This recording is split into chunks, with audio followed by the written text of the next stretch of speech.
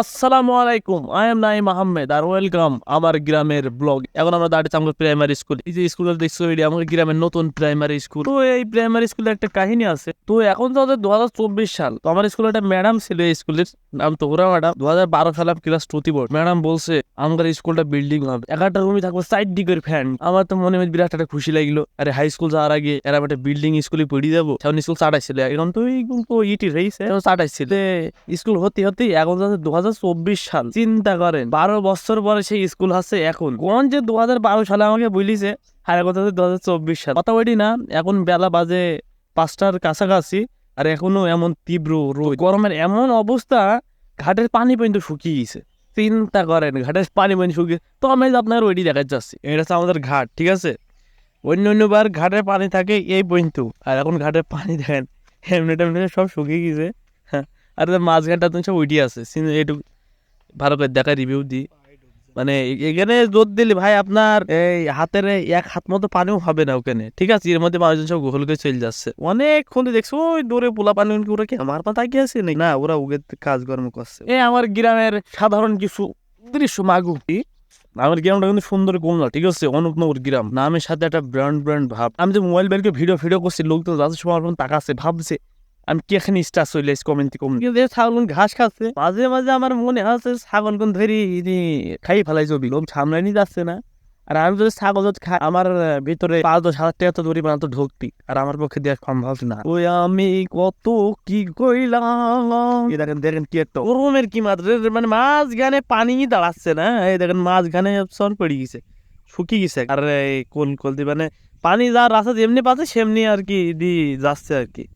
পানি কোন সাইডে বসে তাও বলা যাচ্ছে না, ডাইনিয়া যাচ্ছে নাকি বাই যাচ্ছে। তো আমার যখন ভালো লাগে না, এখন আমি গ্রামের এসে বিকাল টাইমে এটা সুন্দর একটা মনোরম বাতাস, আমি এইসব জায়গায় এসে আমি একা একা বসে থাকি।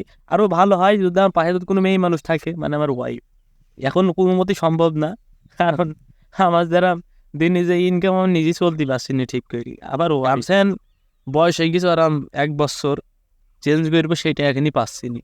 আবার ওয়াইফ যদি নিয়ে আনতে হয় কত পরে। আপনারা খেয়াল করলে ওই দূরে দেখতে পারবেন অনেক কটা ছেলেপিলে আছে, কোন আছে ওরা ক্রিকেট খেলছে, ঠিক আছে।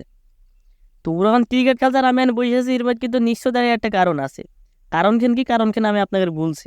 তো সেদিন কি ক্রিকেট খেলতে খেলতে হঠাৎ করে আমার একটা জ্ঞান জাম বাইতে গেল।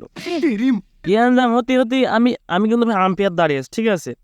বলটা এসে স্টামে লাগিনি আর আমি আউট দিয়ে দিয়েছি, ঠিক আছে। এর জন্য আমার জ্ঞান জাম করবে খালি এইটুক ব্যাপারের জন্য। কথা মারামারি বাইতে গেল, ঠিক আছে।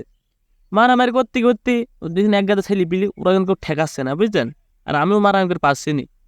মারামারি করতে করতে এমন এমন ঘুষু মারলো, আমার নাক মাক ভেঙে হলো।